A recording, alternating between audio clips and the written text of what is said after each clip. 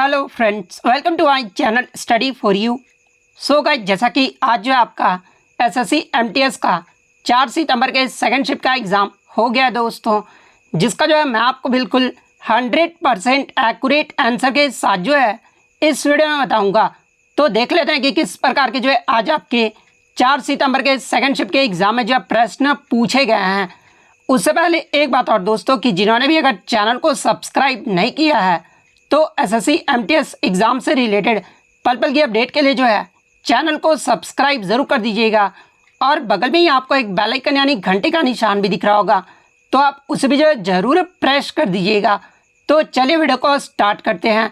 तो आपका पहला क्वेश्चन आया था कि पानीपत का तीसरा युद्ध ये जो है कब हुआ था। तो देखिए, पानीपत का जो तीसरा युद्ध है ना, ये आपका अहमद शाह अब्दाली और मराठा सेनापति सदाशिवराव भाऊ के मध्य जो है ये आपका 14 जनवरी 1761 को लड़ा गया था, जिसमें अहमद शाह अब्दाली जो है ये आपका विजय रहा था और मराठा सेनापति की जो है वो हार हो गई थी। तो 14 जनवरी 1761 आपका यहाँ पे करेक्ट आंसर होगा। इसके अलावा पानीपत के प्रथम युद्ध की बात कर ले तो देखिए, पानीपत का जो प्रथम युद्ध है यह आपका 21 अप्रैल 1526 को बाबर और इब्राहिम लोदी के मध्य लड़ा गया था, जिसमें बाबर की जो है वो विजयी हुई थी। इसके अलावा पानीपत का द्वितीय युद्ध की बात कर ले तो देखिए, पानीपत का जो द्वितीय युद्ध है ना, यह आपका 5 नवंबर 1556 को अकबर के सेनापति बैरम खान और हेमू के मध्य जो है वो लड़ा गया था। और पानीपत के द्वितीय युद्ध में जो है अकबर के सेनापति का जो है वो विजयी रहा था। तो ये फैक्ट भी आपको ध्यान में रखना है। नेक्स्ट क्वेश्चन आपका यहाँ पर आता कि अफगानिस्तान का जो है ऑफिशियल लैंग्वेज पूछा गया था। तो देखिए, अफगानिस्तान की जो आधिकारिक भाषा है ना, यह आपका दारी और पश्तो है। तो दारी और पश्तो आपका यहाँ पे करेक्ट आंसर होगा। इसके अलावा मैं आपको बता दूं कि प्रीवियस शिफ्टों में जो है आपका चीन का जो है आधिकारिक भाषा पूछा गया था। तो देखिए, चीन का जो ऑफिशियल लैंग्वेज है ना, यह आपका मंदारिन है। इसके अलावा एशियन कंट्री के ऑफिशियल लैंग्वेज की बात कर ले तो देखिए, बांग्लादेश का जो आपका ऑफिशियल लैंग्वेज है यह आपका बंगाली है। पाकिस्तान का जो ऑफिशियल लैंग्वेज है ये आपका उर्दू है। नेपाल का जो ऑफिशियल लैंग्वेज है ये आपका नेपाली है। इसके अलावा श्रीलंका का जो आपका ऑफिशियल लैंग्वेज है ये आपका सिंघली और तमिल है। म्यांमार का जो ऑफिशियल लैंग्वेज यानी आधिकारिक भाषा है ये आपका बर्मी है। तो ये फैक्ट भी आपको ध्यान में रखना है। नेक्स्ट क्वेश्चन आपका यहाँ पर था कि which element in group 1 of the periodic table that tarnishes on exposure to air, यानी आवर्त सारणी के समूह 1 में कौन सा तत्व है जो वायु के संपर्क में आने पर जो है यह आपका धूमिल जो है वो हो जाता है। तो देखिए, अगर पीरियोडिक टेबल के ग्रुप 1 एलिमेंट की बात कर ले तो देखिए, पीरियोडिक टेबल में ग्रुप 1 एलिमेंट को जो है यह आपका अल्कली मेटल्स यानी क्षार धातुएं जो वो कहा जाता है। और इसमें जो आपके कौन कौन से एलिमेंट्स आ जाते हैं तो देखिए, आपके जो ग्रुप 1 में जो है hydrogen, lithium, sodium, potassium, rubidium, caesium और फ्रांसियम, ये सभी जो तत्व है ना ये आपके ग्रुप 1 में आ जाते हैं। इसके अलावा अगर बात कर ले समूह 1 में कौन सा तत्व जो है वायु के संपर्क में आने पर जो है यह आपका धूमिल हो जाता है।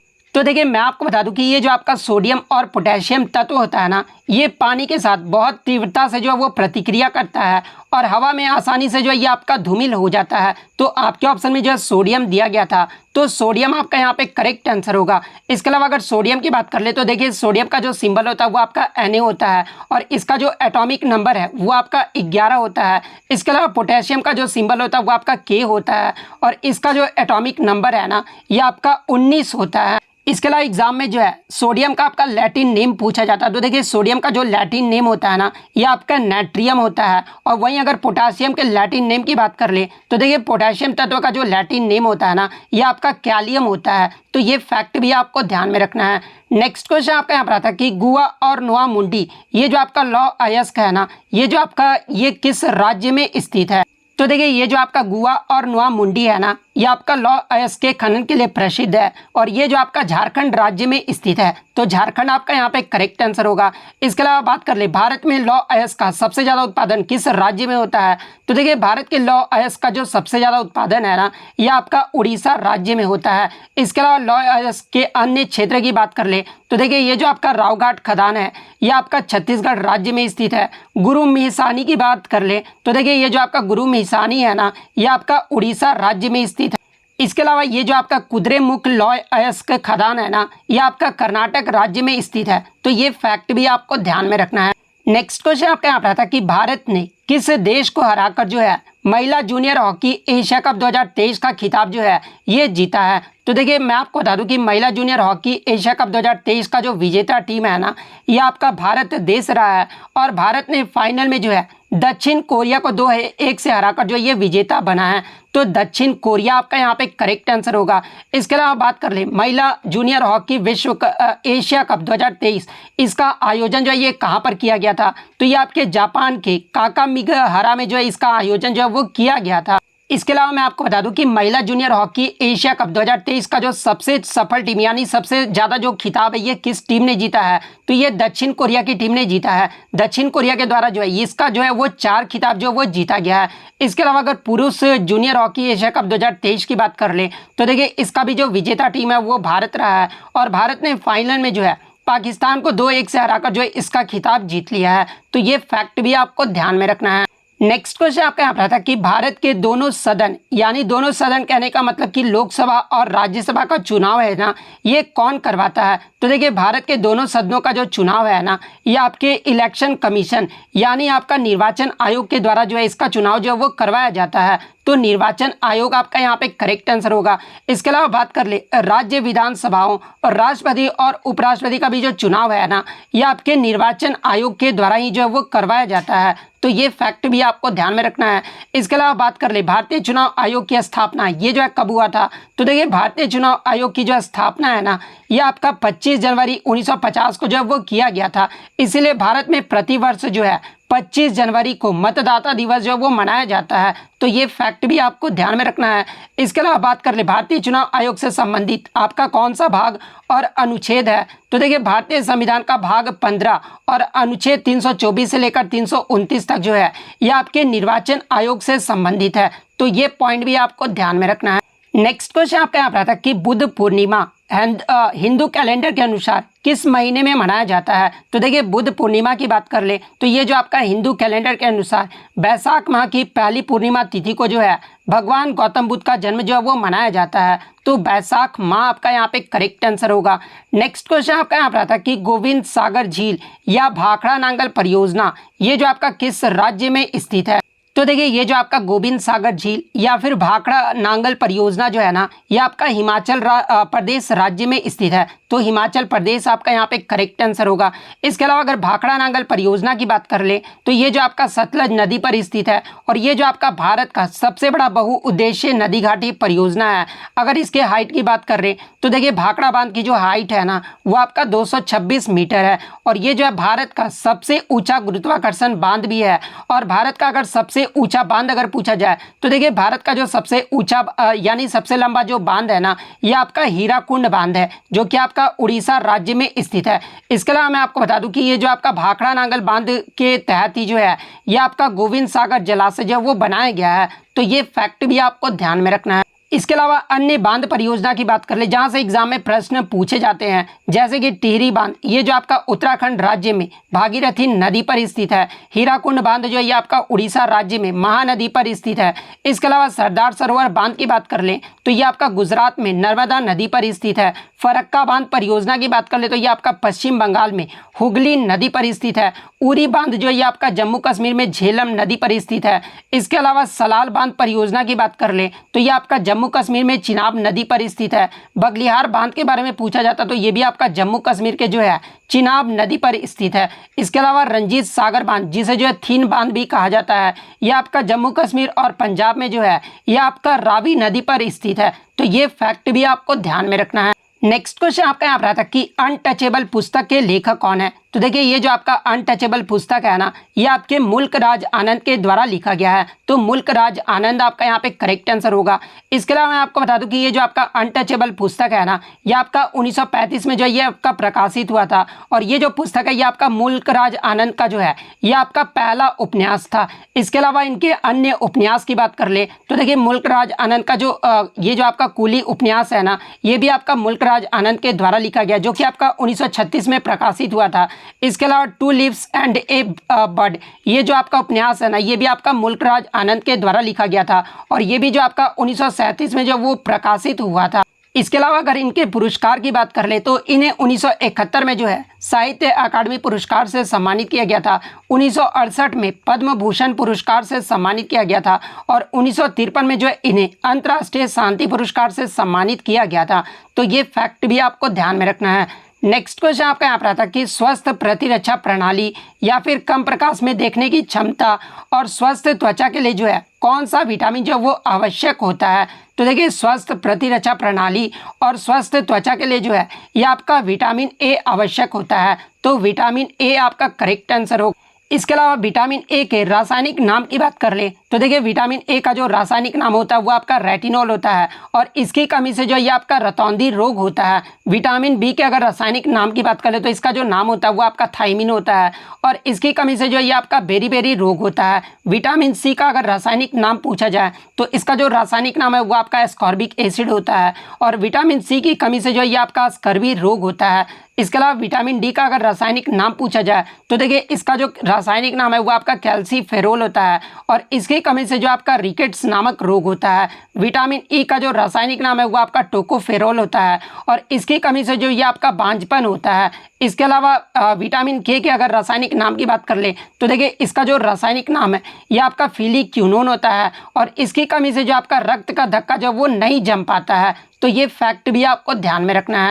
नेक्स्ट क्वेश्चन आपका यहाँ पर आता है कि 2022 में किस कुचिपुड़ी नृत्यांगना को जो है पद्मश्री अवार्ड से सम्मानित किया गया था। तो देखिए ये जो आपका गदाम पद्मजा रेड्डी है ना, इनका जो संबंध है ये आपका कुचिपुड़ी नृत्य से है और इन्हें कुचिपुड़ी नृत्य के लिए 2022 में जो है पद्मश्री अवार्ड से सम्मानित किया गया था। तो गदाम पद्मजा रेड्डी आपका यहाँ पे करेक्ट आंसर होगा। इसके अलावा मैं आपको बता दूं कि गदाम पद्मजा रेड्डी ये सम्मान पाने वाली जो है तेलंगाना की पहली व्यक्ति थी। तो ये फैक्ट भी आपको ध्यान में रखना है।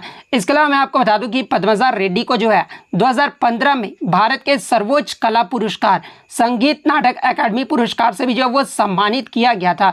इसके अलावा मैं आपको बता दूं कि ये जो आपका कुचिपुड़ी नृत्य है ना, ये आपका आंध्र प्रदेश राज्य का जो है एक शास्त्रीय नृत्य है और कुचिपुड़ी नृत्य के प्रमुख कलाकार की बात कर ले तो देखिए कुचिपुड़ी नृत्य के प्रमुख कलाकारों में स्वप्न सुंदरी, यामिनी कृष्ण मूर्ति, राधा रेड्डी, राजा रेड्डी, लक्ष्मी नारायण शास्त्री, यामिनी रेड्डी और कौशल्या रेड्डी, इन सभी का जो संबंध है ना ये आपके कुचिपुड़ी नृत्य से है। तो ये फैक्ट भी आपको ध्यान में रखना है।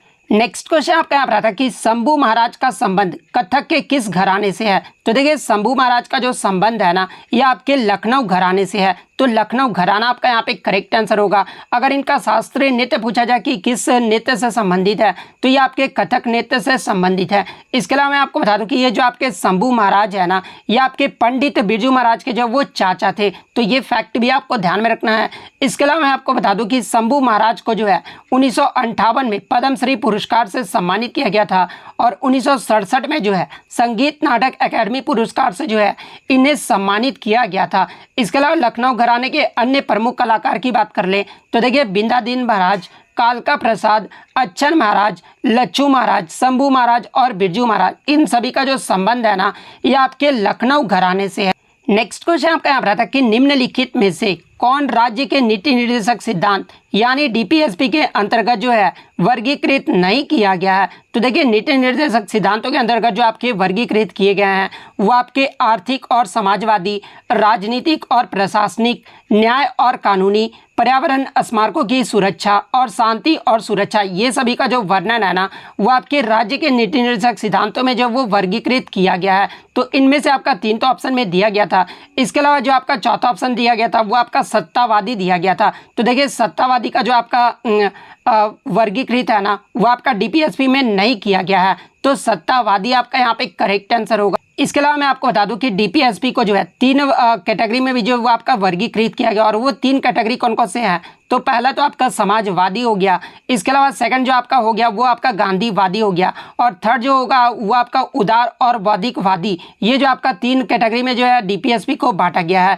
इसके अलावा मैं आपको बता दूं कि डीपीएसपी ये जो आपका किस भाग में है। तो देखिए डीपीएसपी का जो वर्णन है ये आपका भाग 4 में है और किस अनुच्छेद में, तो ये आपका अनुच्छेद 36 से लेकर 51 तक है। इसके अलावा डीपीएसपी ये जो आपका किस देश के संविधान से लिया गया है, तो इसे जो आपका आयरलैंड देश के संविधान से लिया गया है। तो ये फैक्ट भी आपको ध्यान में रखना है। नेक्स्ट क्वेश्चन आपका यहाँ पर आता है कि अरब सागर यानी अरेबियन सी में जो है किस महासागर का विस्तार है? तो देखिए अरब सागर में जो ये आपका हिंद महासागर का विस्तार है, तो हिंद महासागर आपका यहाँ पे करेक्ट आंसर होगा। इसके अलावा कितने प्रकार के महासागर होते हैं? तो देखिए आपके जो है 5 प्रकार के महासागर होते हैं, जो कि सबसे बड़ा जो महासागर होता है ना वो आपका प्रशांत महासागर होता है। सेकंड आपका अटलांटिक महासागर होता है। तीसरा सबसे बड़ा जो महासागर ये आपका हिंद महासागर होता है। उसके बाद आपका दक्षिणी महासागर होता है। उसके बाद आपका आर्कटिक महासागर होता है, यानी सबसे छोटा जो महासागर होता है ना वो आपका आर्कटिक महासागर होता है। तो ये फैक्ट भी आपको ध्यान में रखना है। नेक्स्ट क्वेश्चन आपका यहाँ पर आता है कि नटवरी लोक नृत्य शैली ये जो आपका किस शास्त्रीय नृत्य का अंग है? तो देखिए ये जो आपका नटवरी लोक नृत्य शैली है ना ये आपका कथक नृत्य का जो है एक अंग है। और कथक जो है ये कहाँ का शास्त्रीय नृत्य है? तो ये आपका उत्तर प्रदेश राज्य का एक शास्त्रीय नृत्य है। तो कथक नृत्य आपका यहाँ पे करेक्ट आंसर होगा। नेक्स्ट क्वेश्चन आपका यहाँ पर आता कि बिरसा मुंडा अंतर्राष्ट्रीय हॉकी स्टेडियम ये जो आपका किस राज्य में स्थित है? तो देखिए ये जो आपका बिरसा मुंडा अंतर्राष्ट्रीय हॉकी स्टेडियम है ना ये आपका उड़ीसा के राउरकेला जिला में स्थित है। तो उड़ीसा आपका यहाँ पे करेक्ट आंसर होगा। इसके अलावा मैं आपको बता दूं कि ये जो आपका FIH हॉकी विश्व कप 2023 हुआ था ना ये भी जो आपका उड़ीसा राज्य में जो है आयोजित किया गया था। तो ये फैक्ट भी आपको ध्यान में रखना है। नेक्स्ट क्वेश्चन आपका यहाँ पर था कि 1927 में मंदिर प्रवेश जो आंदोलन है ना ये किसने शुरू किया था? तो देखिए मैं आपको बता दूं कि जाति पूर्वाग्रह के विरोध में मंदिर प्रवेश जो आंदोलन है ना ये आपके डॉक्टर भीमराव अंबेडकर के द्वारा 1927 में जो वो शुरू किया गया था। तो डॉक्टर भीमराव अंबेडकर आपका यहाँ पे करेक्ट आंसर होगा। नेक्स्ट क्वेश्चन आपका यहाँ पर था कि Sita an illustrated retelling of the Ramayana पुस्तक के लेखक कौन है? तो देखिए इस पुस्तक को जो है ये आपका देवदत्त पटनायक के द्वारा लिखा गया है। तो देवदत्त पटनायक आपका यहाँ पे करेक्ट आंसर होगा। नेक्स्ट क्वेश्चन आपका यहाँ पर था कि अनुसूचित जाति और अनुसूचित जनजाति विधेयक 2022 जो है ये आपका किस राज्य से संबंधित है? तो देखिए अनुसूचित जाति और अनुसूचित जनजाति विधेयक 2022 जो है ये आपके 4 राज्यों से संबंधित है। जिसमें पहले अगर राज्य की बात कर ले तो ये आपका उत्तर प्रदेश राज्य से संबंधित है, जिसमें गोंड समुदाय को जो है अनुसूचित जनजाति का दर्जा जो है वो दिया गया है। सेकंड आपका तमिलनाडु राज्य से संबंधित है, जिसमें तमिलनाडु में अनुसूचित जनजाति यानी ST में जो है ये आपका नारी कोरवन और ये जो आपका कुरी विकरन जो है ना जो कि आपके पहाड़ी जनजाति है इन्हें जो है तमिलनाडु राज्य में ST का जो वो दर्जा दिया गया है। थर्ड आपका जो है कर्नाटक राज्य से संबंधित, और ये जो आपका ST सूची में पहले से ही वर्गीकृत काडू कुरुबा के प्राय के रूप में जो है बेटा कुरुबा को जो है वो शामिल करना है। इसके अलावा चौथा जो है ये आपका छत्तीसगढ़ राज्य से संबंधित है, जिसमें ST सूची में पहले से ही वर्गीकृत भारिया जो भूमिया जनजाति है ना इसके लिए देवनागरी लिपि में जो है अन्य समानार्थक शब्द को जो वो जोड़ना है। तो इन चारों में से जो भी आपका राज्य ऑप्शन में दिया गया था वो आपका करेक्ट आंसर होगा। नेक्स्ट क्वेश्चन आपका यहाँ पर आता कि बौद्ध धर्म से संबंधित सबसे पुराना स्तूप कौन सा है? तो देखिए बौद्ध धर्म से संबंधित जो सबसे पुराना स्तूप है ना ये आपका सांची का स्तूप है। और सांची का स्तूप का जो निर्माण है ये किसने करवाया था? तो इसका जो निर्माण है ये आपके सम्राट अशोक महान के द्वारा 3री शताब्दी में जो इसका निर्माण जो वो करवाया गया था। तो सांची का स्तूप आपका यहाँ पे करेक्ट आंसर होगा। इसके अलावा बात कर ले सांची का स्तूप ये जो आपका किस राज्य में स्थित है? तो ये आपके भारत के मध्य प्रदेश राज्य के जो है रायसेन जिले में स्थित है। तो ये फैक्ट भी आपको ध्यान में रखना है। नेक्स्ट क्वेश्चन आपका यहाँ पर आता कि कासाद मस्ती जिसे जो है विजय उत्सव भी कहा जाता है ये जो आपका मणिपुर के किस जनजाति के द्वारा जो है वो मनाया जाता है? तो देखिए विजय उत्सव जो ये आपका मणिपुर राज्य में मनाया जाता है और मणिपुर के जो है ये आपके खासी समुदाय के द्वारा जो है इस उत्सव को मनाया जाता है। तो खासी समुदाय आपका यहाँ पे करेक्ट आंसर होगा। नेक्स्ट क्वेश्चन आपका यहाँ पर आता कि पंडित रविशंकर ये जो है कौन सा वाद्य यंत्र बजाते हैं, यानी पंडित रविशंकर का जो संबंध है ये किस वाद्य यंत्र से है? तो देखिए पंडित रविशंकर का जो संबंध है ना ये आपके सितार वाद्य यंत्र से है। तो सितार आपका यहाँ पे करेक्ट आंसर होगा। इसके अलावा मैं आपको बता दूं कि पंडित रविशंकर जी को जो है 1999 में भारत रत्न से जो वो सम्मानित किया गया था। तो ये फैक्ट भी आपको ध्यान में रखना है। इसके अलावा प्रमुख वाद्य यंत्र और उनके वादक के बारे में जान लेते हैं जहां से एग्जाम में प्रश्न पूछे जाते हैं, जैसे कि पंडित रविशंकर, उमा शंकर मिश्र, बुद्धादित्य मुखर्जी, विलायत खान, शाहिद परवेज, वंदे हसन, इन सभी का जो संबंध है ये आपका सितार वाद्य यंत्र से है। इसके अलावा अमजद अली खान, अलाउद्दीन खान, अली अकबर खान, विश्वजीत राय चौधरी, मुकेश शर्मा, बुद्धदेव दास गुप्ता, इनका जो संबंध है ना ये आपके सरोद वाद्य यंत्र से है। शिव कुमार शर्मा और भजन सुपारी, इनका जो संबंध है ये आपका संतूर वाद्य यंत्र से है। बिस्मिल्ला खान, अली अहमद हुसैन खान, दयाशंकर जगन्नाथ, इनका जो संबंध है ये आपका शहनाई वादक से है। इसके अलावा हरिप्रसाद चौरसिया, पन्नालाल घोष, राजेंद्र कुलकर्णी, वी कुंजमनी, इनका जो संबंध है ये आपका बांसुरी वाद्य यंत्र से है। जाकिर हुसैन, अल्लाह रखा खान, गुदई महाराज, किशन महाराज, लतीफ़ खान, सुखविंदर सिंह, इनका जो संबंध है ये आपका तबला वाद्य यंत्र से। इसके अलावा वायलिन वादक की बात कर ले तो टी.एन. कृष्णन, डॉक्टर एन. राजम, एल. सुब्रमण्यम, इनका जो संबंध है ये आपका वायलिन वादक से है। पखावाज की बात कर ले तो गोपाल दास, ठाकुर लक्ष्मण सिंह, छत्रपति सिंह, रहमान खान, इनका जो संबंध है ना ये आपके पखावाज से। इसके अलावा अगर रुद्र बीना की बात कर ले तो उस्ताद सादिक अली खान, असद अली खान, इनका जो संबंध है ये आपका रुद्र वीणा से है। वीणा की बात कर ले तो एस बालाचंद्रन, कृष्ण भागवतार, बदरुद्दीन डागर, इनका जो संबंध है ये आपका वीणा वादक से है। मृदंगम की बात कर ले तो ठाकुर भीकम सिंह, जगदीश सिंह, पालघार रघु, इनका जो संबंध है ना ये आपके मृदंगम से है। तो ये फैक्ट भी आपको ध्यान में रखना है। नेक्स्ट क्वेश्चन आपका यहाँ पर आता है कि पुरुष हैंडबॉल में बॉल का जो वेट यानी भार जो है ना ये कितना होता है। तो देखिए पुरुष हैंडबॉल में बॉल का जो भार होता है ना वो आपका 425 से लेकर 475 ग्राम के बीच में होता है। तो ये आपका यहाँ पे करेक्ट आंसर होगा। इसके अलावा बात कर ले महिला हैंडबॉल में जो है गेंद की परिधि यानी सरकमफेरेंस जो है वो क्या होता है। तो देखिए महिलाओं हैंडबॉल में जो गेंद की जो परिधि है ना ये आपका 54 से 56 सेंटीमीटर के बीच तक होता है। और महिलाओं में जो हैंडबॉल का जो वजन है ना ये आपका 325 से लेकर जो है 375 ग्राम के बीच में होता है। और देखिए हैंडबॉल मैच खेलने का जो समय का अवधि होता है ना वो 30-30 मिनट का होता है, जिसमें आपका 10 मिनट का ब्रेक होता है। तो ये फैक्ट भी आपको ध्यान में रखना है। इसके अलावा मैं आपको बता दूं कि जो आपके हैंडबॉल गेम होते हैं ना उसमें जो आपके कितने खिलाड़ी होते हैं। तो देखिए हैंडबॉल में जो आपके मैदान पे कुल आपके 7 खिलाड़ी होते हैं और अगर कम से कम 5 खिलाड़ी भी होता है तो ये जो गेम है ना वो आपका स्टार्ट जो है वो कर दिया जाता है। तो ये पॉइंट भी आप ध्यान में रखिएगा। नेक्स्ट क्वेश्चन आपका यहाँ पर था कि सूक्ष्म वित्त संस्थाएं यानी आपका माइक्रो फाइनेंस जो इंस्टीट्यूशन होता है ना वो आपका क्या होता है। तो देखिए सूक्ष्म वित्त संस्थाएं उन कंपनियों को कहा जाता है जो निम्न आय वर्ग के लोगों को जो है अपना व्यवसाय शुरू करने के लिए सस्ती ब्याज दरों पर जो है कर्ज जो है वो उपलब्ध कराते हैं। यानी माइक्रो फाइनेंस इंस्टीट्यूशन जो है वित्तीय कंपनी उन लोगों को छोटे ऋण जो है वो प्रदान करता है जो समाज के वंचित और कमजोर वर्गों से तथा जिनके पास बैंकिंग सुविधाएं जो है वो उपलब्ध नहीं हो पाता है उन्हें जो आपका सूक्ष्म वित्त संस्थाएं जो वो प्रदान करती है। तो ये आपका यहाँ पे करेक्ट आंसर होगा। इसके अलावा अगर इंग्लिश के प्रश्न की बात कर ले तो इंग्लिश में जो आपका गिल्टी का जो है एंटोनिम पूछा गया था। तो देखिए गिल्टी का मतलब क्या होता है तो अपराधी या फिर दोषी होता है। और अगर इसके एंटोनिम की बात कर ले तो देखिए गिल्टी का जो एंटोनिम होता है ना वो आपका इनोसेंट होता है। इनोसेंट कहने का मतलब आपका यहाँ पर क्या होगा कि निर्दोष होगा। तो इनोसेंट आपका यहाँ पे करेक्ट आंसर होगा। इसके अलावा जो है आपका ऑब्सेशन का जो है सिनोनिम पूछा गया था। तो देखिए ऑब्सेशन का मतलब क्या होता है तो ये आपका जुनून होता है। और इसके अगर सिनोनिम की बात कर ले तो देखिए compulsion, delusion, enthusiasm, fascination, infatuation and mania, ये सभी जो होते हैं आपके ऑब्सेशन के जो वो सिनोनिम होते हैं। और ऑप्शन में आई थिंक आपका फैस्किनेशन दिया गया था। तो फैस्किनेशन आपका यहाँ पे करेक्ट आंसर होगा। नेक्स्ट क्वेश्चन आपका एक आपका जो है breaking of the wrong tree, इसका जो है आइडम पूछा गया था। तो देखिए breaking of the wrong tree का मतलब क्या होता है यानी गलत पेड़ को भोंकना। और इसका जो आपका आइडम होगा ना वो आपका to make the wrong choice यानी जो आपका गलत चुनाव करना।